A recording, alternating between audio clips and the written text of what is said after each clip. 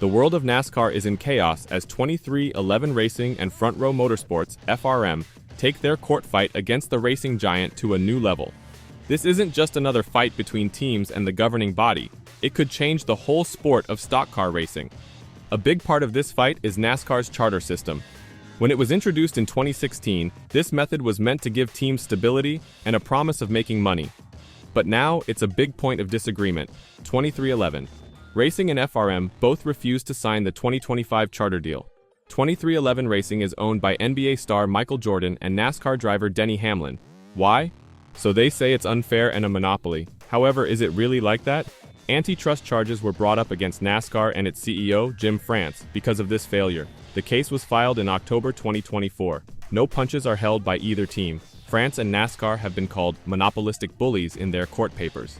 That's some strong language, and it shows how heated things have become. But wait, there's more. Surprisingly, the judge who was in charge of the case has been changed. The team's first request for a preliminary order was turned down by U.S. District Judge Frank D. Whitney, but now he is out. Now it's up to Judge Kenneth D. Bell. It's still not clear why this change happened, which makes an already complicated scenario even more interesting. Now that there is a new judge, 2311 and FRM are trying again to get a preliminary order. They don't want to sign the deal because they want to play as chartered teams in the 2025 season. NASCAR, on the other hand, is not going to take this lying down. They have responded by saying that the case is frivolous and that the teams are making up proof. In their latest court filing, NASCAR stated, "Even with their manufactured evidence, plaintiffs still fall far short of a clear showing of irreparable harm. Their new submissions underscore that any claimed harm remains speculative, self-inflicted, and redressable with monetary damages." But 2311 and FRM won't let it go. They say NASCAR is blaming victims for using their competition rights. The teams say that if they can't fight as contracted teams, they'll be hurt beyond repair. It gets even more interesting now. FRM says that NASCAR is being tough on charter moves. In a statement, FRM's general manager Jerry Freese said that NASCAR won't let them buy a charter from Stewart-Haas Racing unless they drop the case. Freese made it clear. "NASCAR informed us that it would not approve the charter transfer unless we agreed to drop our current antitrust lawsuit against them." This could be a big change in the case if it turns out to be true. There is a lot at stake for everyone. 2311 and FRM will have to race as open teams if they can't do it as contracted teams. In other words, they won't be able to enter all races and won't get the same money as contracted teams. It could make it much harder for them to get backers and keep top drivers. But this affects a lot more than just these two teams. This case has the potential to completely change how NASCAR works. It's asking how the sport is set up, including how money is shared and how teams are treated. Some of the most important people in this story are Michael Jordan and Denny Hamlin from 2311 Racing, Bob Jenkins from FRM, and CEO Jim France and President Steve Phelps from NASCAR. Each of these people is very important to how this situation goes. Take a look at how we got here. Even though the charter system didn't start until 2016, conflicts have been building for years. It took 2 years of failed talks, but NASCAR finally gave teams until September 2024 to sign the new charter deal. When 2311 and FRM said no, the case was put together in October. The team's first request for a preliminary order was turned down in November, which is why they are now making a second effort. The way people feel about this ongoing fight is mixed. Denny Hamlin, who is known for speaking his mind, replied to NASCAR's latest court case with a mysterious tweet that read, "Well-hidden tweet. There's clearly more going on than we know about." Steve Letarte, owner of 2311 Racing, has strongly denied NASCAR's claims that proof was made up.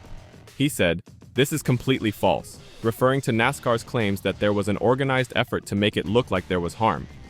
What should we do now? A lot of different things could happen. To meet the team's worries, there might be a settlement that changes the charter agreement. If the court sides with the teams, NASCAR might have to make big changes to how it does business. If NASCAR wins, on the other hand, it could improve their position and make future lawsuits less likely. This case is likely to have long-lasting effects on how NASCAR is run and how it works with teams, no matter what happens. Things could change the way stock car racing is done for years to come depending on how the race turns out.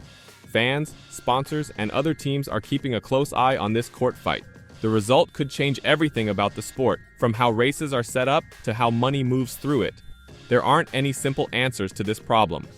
One thing is for sure though, this will change NASCAR forever. It's not just two teams going up against NASCAR, it's about the future of American stock car racing. Will the present system last, or are big changes about to happen? Time will tell, but one thing is certain. This story is not over yet. This case has effects that go far beyond the courts. Jeff Gluck and Jordan Bianchi, two well-known and respected racing writers, have talked about what might happen. In a recent exchange, Gluck asked, "What do you think could be the worst outcome for the sport as a result of this? Like, could it fracture like IndyCar?" Bianchi's answer made me think. He made comparisons to the open-wheel war in the 1990s, which was very bad for IndyCar racing.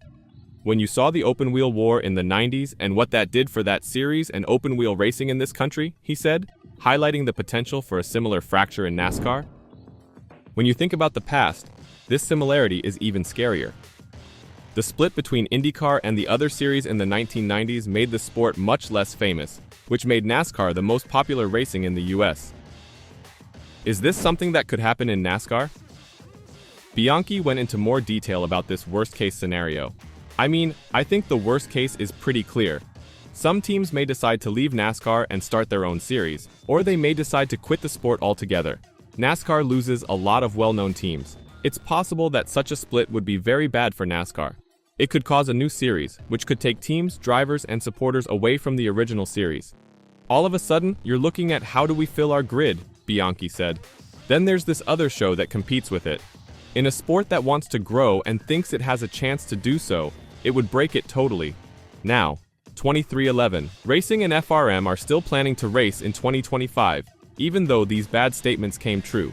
In fact, they are constantly looking for drivers for the coming season. 23XI, Racing has added Riley Herbst as its third driver for 2025. He will be driving with Bubba Wallace and Tyler Reddick. Steve Letarte, 23XI team president, stated, "As 23XI enters our fifth season next year, we felt the time was right to continue the growth of our organization by adding a third team, and Riley is a driver we think will be a great fit for us." In 2025, FRM plans to run two full-time Ford Mustang Dark Horse teams. Noah Gragson will drive the number 4 car, and Todd Gilliland will drive the number 34. But their plans depend on how this legal fight and the charter issue turn out. The charter transfer dispute with Stewart-Haas Racing makes things even more complicated. The president of SHR, Joe Custer, signed a statement explaining the plan to sell licenses to 23XI and FRM. Custer's statement also showed how well SHR had planned for these deals. In anticipation of consummating these sales transactions in the first 2 weeks of December, Stewart-Haas Racing LLC has taken many material and irreversible actions to wind down its operations and cease doing business by December 31, 2024. It looks like a deal is the most likely result, but even that could have big effects. All teams would be affected by any changes to the charter system, not just 23XI and FRM. For years to come, it could change how much money NASCAR makes. It could change NASCAR forever, but would it be a good change? Let me know your thoughts in the comments down below.